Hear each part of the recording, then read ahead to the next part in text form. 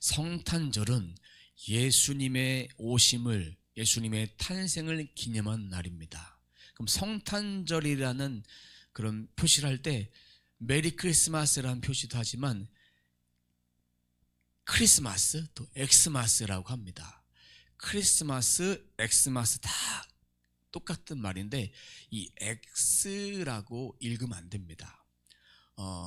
이 엑스란 말은 헬라어의 크리스토스라는 그 단어의 앞자를 딴 것입니다. 그래서 읽을 때 크리스마스라 읽으셔야 됩니다. 성탄절하면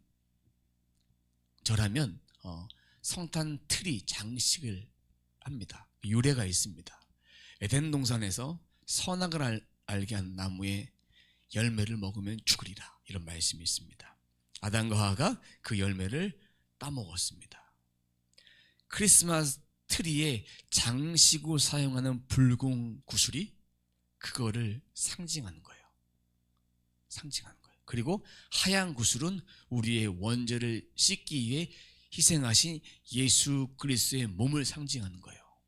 빨간색, 흰색 상징성이니까 이것이 뭐 예수님이다, 이것이 뭐 선악과다, 이런 의미가 아니라 상징성으로 가지고 있다라는 것을 기억해 주시기 바랍니다. 그래서 트리를 하느냐 마느냐 눈에 보이긴 좋지만 그리 중요하진 않습니다. 기념해서 하나님의 아들 예수 그리스도께 예배 드리는 것이 중요하다. 예수님을 예배하는 날이기 때문에.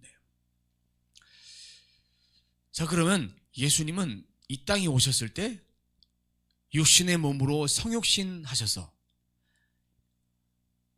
낮아지심으로 이 땅에 오셨습니다. 예수님은 다윗의 자손으로 이 땅에 오셔서 십자가를 지셔야 되기 때문에 이 땅에 마리아의 몸에서 성령으로 잉태되어서 태어나셨습니다.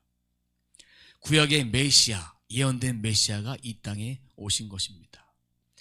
사복음서에 보면 마태복음에는 예수님이 왕으로 오셨습니다. 마가복음에는 희생 제물로 오셨습니다. 누가복음에는 인간으로 오셨습니다. 인간 예수로. 요한복음에는 하나님 오셨습니다. 나를 본 자가 아버지를 본 자다. 사도행전에는 성령 보혜사 예수님, 다른 보혜사로 성령께서 오셨습니다. 이 기준을 가지고, 이 틀을 가지고 오늘 말씀을 보도록 하겠습니다. 1절에 보면 아우구스 투스의 칙령 법령이 내려서 호적을 등록하러 사람들이 고향으로 다 갔습니다. 이 아우구스투스의 칙령을 예수님의 탄생에 대한 예언의 성취의 도구로 사용하신 거예요. 그러니까 아우구스투스는 예수를 믿는 사람이 아니었지만 이 불신자를 통해서 그는 하나님에 대한 아는 것이 없었지만 그것을 통해서 예수님의 탄생을 알리게 되는 그런 도구로 사용하신 것입니다. 그러면 이렇게 호적을 하라는 이유는 두 가지입니다. 첫 번째는 세금을 걷어야 되기 때문에 인구 조사가 필요했습니다. 두 번째는 전쟁하려면 전쟁에 나갈 수 있는 인구가 필요했습니다. 그런데 유대 사람들은 전쟁에서 면제되고 세금은 꼭 내야 됐습니다. 이것을 한 이유는 속국에 대한 지배력을 강화하기 위해서 자기 뜻으로 호적을 내렸습니다. 허나 예수님께서 오신다는 그 미가 선지자의 예언을 성취하신 거예요. 또 오늘 본문의 말씀 1장 26절부터인가 거기에 예수님이 가브리엘 천사를 통해서 예언한 그 말씀을 오늘 말씀이 성취하고 있는 것입니다. 그러면 하나님의 도구는 믿는 자 믿지 않는 자를 통해서 모두 다 사용하신다는 것을 오늘 말씀을 통해서 볼 수가 있습니다. 하나님이 불신자를 사용한 케이스가 어떤 케이스가 있을까요? 실제로 일어난 일인데 불신자가 신자의 모습을 보고 너 그렇게 신앙생활 하려면 관둬라. 무늬만 신자로 살아서는 안 된다. 이런 얘기를 직언을 했어요. 그 사람의 삶을 보고 했으니까 그 말에 충격을 먹고 자신의 삶을 돌이켜 봤습니다. 그랬더니 내 삶이 그리스도인 같은 삶이 아니었어요. 신자와 같은 삶이 아니었어요. 양다리 걸치며 신앙생활을 하고 있던 거예요. 그래서 회개하고 돌이키고 새로운 사람이 되었다는 그런 실제 일어난 실화가 있습니다. 이처럼 하나님은 예수를 믿는 자, 믿지 않는 사람 모두 다 복음의 도구로 사용하지만 예수 앞에 돌아와서 그들이 하나님의 영광을 드러내도록 그렇게 쓰임받기를 원하십니다. 오늘 본문 1절에 보면 가이사라고 되어 있습니다. 근데 새 번역에 나오지 않고 개정개혁 성경에서는 가이사라고 나옵니다. 가이사는 황제라는 뜻을 가지고 있습니다. 그러니까 로마 황제가 시전돼 호적하라는 이유는 인구 조사, 세금을 납부하기 위해서입니다. 우리가 이해하기 쉽게 과거에 조선시대 때 청나라에 우리는 속국이었습니다. 속국이었어요. 그 우리나라를 지켜준 대신에 조공을 바쳐라. 우리나라를 지켜줄 테니까 조공을 바쳐라. 마찬가지로 유대도 로마의 속국이었습니다. 전쟁하는데 필요한 것은 병력과 돈인데 너희들이 돈을 대라. 내가 너희 나라를 안전하게 보장해 주겠다라는 것입니다. 황제 가이사에게 세금을 낸다는 것은 로마 황제를 신으로 모시는 거예요. 로마 시대의 황제 시저는 신이었어요. 우리가 납부하는 그런 세금과 같은 의미가 아닙니다. 같은 의미가 아니에요. 요셉과 마리아도 호적하러 베들레헴에 갔어요. 그 명령을 따라서 갈 수밖에 없었습니다. 로마 황제가 그 명령을 내렸을 때 아무도 거부할 수 있는 자가 없었습니다. 학자들은 이런 얘기를 합니다. 호적하러 갔을 때 반드시 베들레헴에 안 가도 된다. 그 근처에 해도 되지만 처녀의 몸으로 임신을 했는데 그 모습을 주위 사람들이 보고 안 좋게 보기 때문에 마리아를 너무 사랑해서 그렇게 호적하러 갔다라고 말하지만 이것은 학자들의 가설에 불과한 것입니다. 예수님은 베들레헴 다윗의 동네 그 예언된 그대로 그곳에 가신 것입니다. 4절 말씀 함께 보도록 하겠습니다. 요셉은 다윗 가문의 자손이므로 갈릴리의 나사렛 동네에서 유대에 있는 베들레헴이라는 다윗의 동네로. 갈릴리에서 베들레헴까지 가려면 110km에서 130km 정도 거리가 됩니다. 이 거리는 나귀를 타고 낙타를 타고 또 걸어서 어떤 교통수단을 하고 가도 한 3일에서 4일 정도 걸리는 길이었습니다. 현재 마리아는 임신한 몸이었습니다. 곧 잉태를 해야 돼요. 출산을 해야 됩니다. 근데 마리아를 데려오기 전에 요셉은 마리아의 소식을 듣고 어떻게 했습니까? 가만히 끈고자 했습니다. 마리아를 너무나 사랑하는데 그가 임신했으니까 다른 남자의 아이를 임신한 줄 알고 가만히 끈고자 했지만 1년 기간은 정혼 기간에서 서로에게 같이 살진 않지만 약혼 결혼과 똑같이 1년 동안의 정결한 시간을 보낸 것입니다. 그때에 가만히 끈고자 할 때 천사가 나타나서 내 안에 마리아 데려오기를 무서워하지 말라. 이런 메시지를 듣고 마리아를 데려온 것입니다. 근데 호적하러 가는 길에 예수님은 말 구유 위에 태어나게 됩니다. 예수님이 태어나신 곳은 초라한 말 구유입니다. 예수님은 낮고 낮은 그 모습으로 이 땅에 오신 거예요. 7절 말씀 함께 봅니다. 마리아가 첫 아들을 낳아서 포대기에 싸서 구유에 눕혀 두었다. 여관에는 그들이 들어갈 방이 없었기 때문이다. 첫 아들. 개역개정 성경에 보면 마다 이렇게 되어 있습니다. 헬라어로 프로토토코스라고 합니다. 이건 무슨 의미냐? 인류보다 더 뛰어난 예수 그리스도를 상징합니다. 예수 그리스도를 닮아가야 된다라는 그 장자성을 보여주고 있는 것입니다. 두 번째는 모든 성도들이 본받아야 될 모델, 바로 예수님이다. 맛, 첫 아들, 부활의 첫 열매 되신 예수 그리스도. 그럼 여관은 사람들이 묵는 장소입니다. 그 당시 여관이 가득 차 있었기 때문에 보통 유대인들의 집은 큰 집에 안쪽에 하나의 칸으로 되어 있는데 이쪽 끝에 보면 마구간을 따로 두는 경우가 많았습니다. 그 마구간에서 예수님이 묵었어요. 여관이 없었기 때문에 가축이 있는 곳에 묵었다는 얘기입니다. 그럼 이 구유에 예수님이 태어나셨는데, 구유는 가축을 먹이는 여물통, 나무를 깎아서 만들거나 돌을 깎아서 만든 그런 가축들이 식사하는 밥그릇과 같은 것입니다. 왕 중의 왕으로 오신 예수 그리스도가 가난하고 비천한 환경에서 태어났다.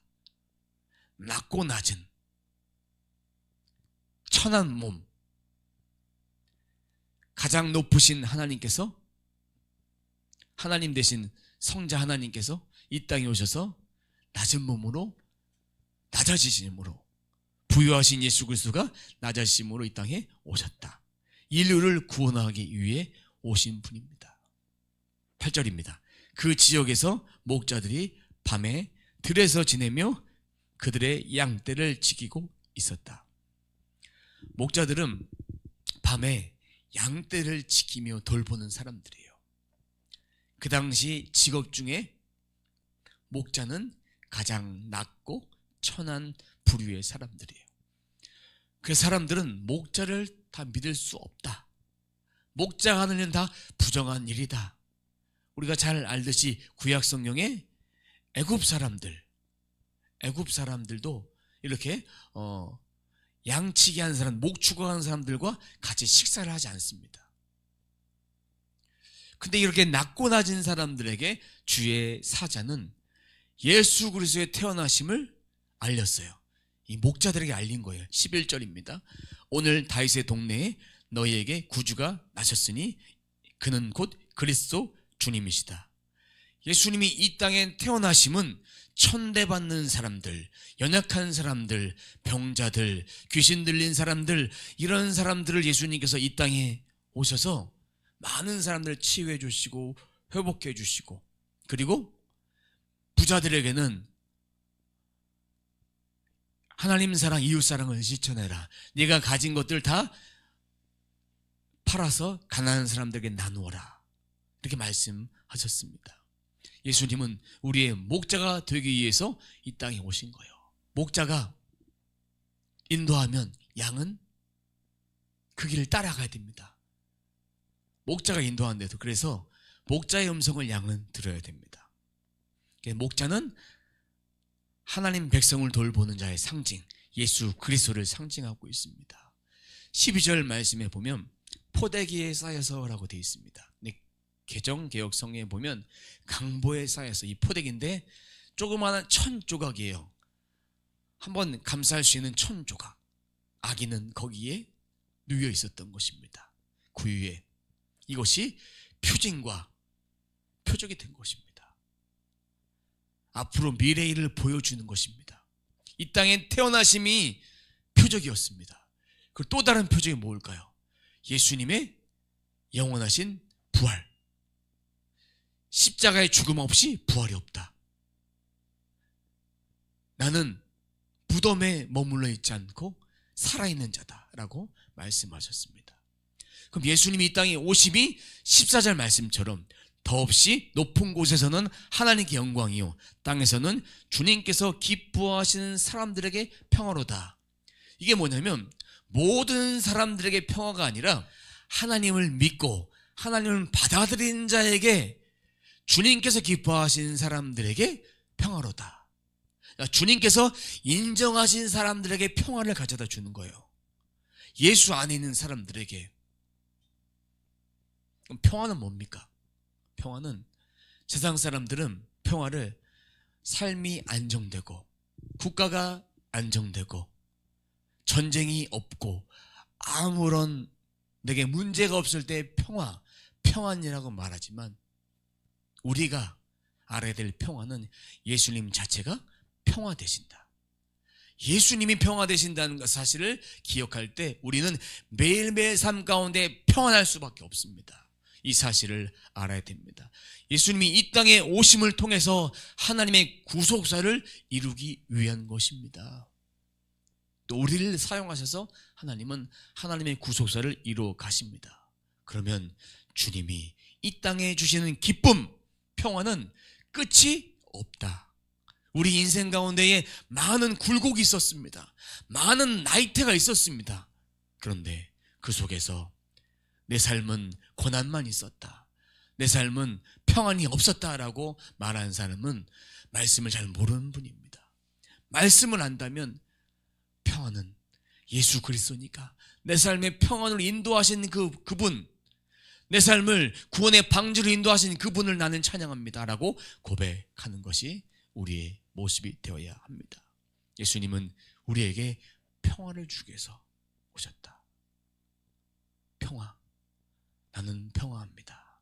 나는 평안합니다. 세상이 줄 수 없는 평안, 그 무엇도 바꿀 수 없는 평안을 내게 주셨습니다. 그것이 예수님이다 라는 것을 기억하시기 바랍니다. 그러면 지금도 연약하고 힘들고 아파한 영혼들에게 주님은 진리를 부여넣어 주시기 원하십니다. 우리가 그 말씀을 받아야 되는 거예요. 진리로, 성령으로 우리 가운데 평화를 주십니다. 이 말씀이 14절 말씀이 천사들이 노래한 거예요. 노래. 하늘에는 영광이요 땅에는 주님께서 기뻐하시는 사람들에게 평화로다. 이 노래를 부르고 난 다음에 천사들은 하늘로 다시 올라갑니다. 12절 말씀 개역개정 성경으로 읽어보도록 하겠습니다. 너희가 가서 광보에 쌓여 구유에 누워있는 아기를 보리니 이것이 너희에게서 표적이니라 하더니, 여기 보면 너희는 가서라는 그런 말이 있습니다. 이 가다라는 말은 원문의 의미의 뜻은 발견하다, 찾다라는 의미예요. 근데 명령으로 한 것이 아닙니다. 가라가 아니라 가서라고 했습니다. 그러니까 이 계시를 목자들이 받고 스스로 주님을 찾으러 갔던 거예요. 왜냐하면 이 메시아라는 존재는 유대인들에게 이 땅에 우리를 로마에서 해방시켜 줄 존재로 믿고 있었기 때문에, 진정한 메시아는 그런 존재로 알고 있었습니다. 그들은 잘못된 지식이죠. 근데 목자를 이 마태복음에서는 동방박사들이 찾으러 갔습니다. 예수를 모르는 동방박사들이 그를 찾으러 갔습니다. 메시아니까. 그는 별을 연구하는 거기 때문에 별이 떨어진 걸 보고 그것에 찾아갔다라는 것입니다. 하나님은 우리를 통해서 이 땅에 영광 받기를 원하십니다. 그러면 오늘 살아간 우리들에게는 우리를 사용하셔서 하나님의 영광이 되기 원하십니다. 우리의 삶을 통해서, 복음을 통해서, 우리의 말을 통해서 오늘도 주께 돌아오는 역사가 있습니다. 그리고 우리의 기도를 통해서 각 심령이 회복되는 역사도 지금도 일어나고 있습니다. 하나님은 천사를 사용하셨습니다. 목자를 사용하셨습니다. 그것이 구속사의 길을 열어가는 하나님의 기쁘신 뜻입니다. 작고 작은 우리를 통해서 하나님은 지금도 일하십니다. 16절 말씀입니다. 그리고 그들은 급히 달려가서 마리아와 요셉과 구유에 누워있는 아기를 찾아냈다. 찾아냈다는 얘기는 한 번에 찾은 것이 아닙니다. 지금처럼 어디 지역에 있을 것이다 주소가 있었던 그런 시대가 아니니까 반복해서 찾은 거예요. 여기도 가보고 저기도 가보고 계속 가서 반복해서 찾아냈다는 그런 의미입니다. 아기 예수를 찾기 위해 수고가 필요했다는 것입니다. 중요한 것은 천사가 전해준 그 말 그대로 능동적으로 행했다는 것입니다. 우리가 예수님 만나고 우리가 믿음을 가진 자들은 주님 앞에 능동적으로 나온 것입니다. 강권적인 은혜로 나왔지만 우리는 능동적으로 주님의 은혜를 붙잡고 살아갈 때 이전 것은 지나갔으니 보라 새 것이 되었도다. 새로운 피조물로서의 삶으로 우리가 바꿔가는 삶을 살아가게 되는 것입니다. 하나님의 말씀을 통해서 주신 감동을 의심하면 그 말씀이 내 말씀이 되지 않습니다. 전해준 자의 그 말씀을 하나님의 뜻으로 받으면 하나님은 그 말씀 그대로 행하면 반드시 열매를 주십니다. 말씀을 받을 때 불가능할 것 같다 단정짓고 의심하면 내가 아닌 다른 사람을 선택해서 그 일을 행하신다는 것입니다. 우리가 내적인 음성을 하나님께서 주실 때가 있습니다. 그때 그 말씀을 받고 그 말씀에 대해서 믿음으로 선포하면서 그 말씀을 행해 보십시오. 그러면 그 말씀의 열매를 하나님은 분명히 주십니다. 목자들은 기쁨으로 이 소식을 전했습니다. 근데 두 가지 부류의 반응이 나타납니다. 18절 사람들의 반응은 어떻습니까? 이상히 여겼습니다. 의심과 놀라움이죠. 19절 마리아는 마음에 곰곰이 이 말씀을 새겼다. 목자의 말씀을 그냥 넘기지 않았다는 것입니다. 마리아가 예수가 어떤 존재로 자라갈지 깊이 생각했습니다. 그런데 복음서를 쭉 읽어보면 마리아는 예수님의 신성을 정확하게 깨닫지 못했습니다. 제자들처럼 예수님이 부활하시고 승천하신 뒤에 비로소 예수님이 성자 예수님으로 성자 하나님이 이 땅에 오셨구나 하는 것을 비로소 깨닫고 성령을 통해서 그가 변화되기 시작됐습니다. 목자들은 천사의 제시대를 따라서 그대로 전했습니다. 예수님의 탄생 소식을 증거하는 도구로 쓰임을 받았습니다. 보고 듣고 경험한 그대로 전하는 것 우리의 특권입니다. 우리는 예수를 경험했습니다. 예수님을 만났습니다. 또 말씀을 통해 매일매일 예수님을 만납니다. 이 모든 것이 하나님께 영광, 땅에는 하나님의 은혜를 입은 우리가 그 평화를 누리고 평화를 전하는 것입니다. 사랑하는 성도 여러분, 예수 그리스도를 통해서 성탄의 은혜에 주신 그 하나님께 찬송과 영광을 올려드려야 됩니다. 우리를 통해서 영광 받기 원하십니다. 믿음으로 선포하고 믿고 순종하면 하나님은 분명히 그 역사를 이루십니다. 우리가 말씀을 받고 또 말씀을 읽고 주신 말씀에 대해서 의심치 않고 말씀을 선포할 때 하나님 이런 하나님이시군요 하고 선포할 때 그 말씀이 내 삶 가운데 일어난다. 의심하고 과연 될까라는 의심한 마음을 가지고 말씀을 선포할 때는 일어나지 않습니다. 혈병 걸린 여인이 어떻게 주님의 옷자락을 만졌습니까? 내가 주님의 옷자락을 만지면 나으리라. 왜냐하면 그 전에 많은 병자들이 치유받았던 그 사건을 보고 나으리라. 백부장은 어땠습니까? 제게 말씀만 해주십시오. 제가 나음을 입습니다. 하인도 제가 오라 하면 오고 가라 하면 가는데 예수님 오실 필요 없습니다. 말씀만 해주십시오. 그 즉시 그 아이는 병을 나았습니다. 죽은 자도 살리시는 예수 그리스도십니다. 이 말씀 그대로 말씀을 선포한 그대로 믿으면 이 말씀이 내 심령 속에 계속 믿음이 심겨졌을 때 그 말씀이 열매가 맺혀져서 포도나무에 열매가 맺혀지듯이 감람나무 열매가 맺혀지듯이 우리가 사과나무를 심었는데 사과나무 열매가 한 번에 맺혀지지 않습니다. 그 열매를 씨를 뿌리고 물을 주고 1년, 2년, 3년 지나면서 이게 사과나무가 열리고 그러면서 열매를 따먹을 수 있게 됩니다. 믿음도 그러한 단계가 필요하다는 것입니다. 예수 그리스도 이름으로 선포한 대로 하나님은 우리를 통해 역사하신다. 안 되는 일도 예수 그리스도 이름으로 기도하면 된다.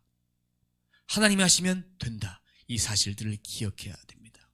예수님이 이 땅에 오심을 감사하고 기뻐함으로 임마누엘의 축복이 저와 여러분의 삶 가운데 함께하기를 주님의 이름으로 축원합니다.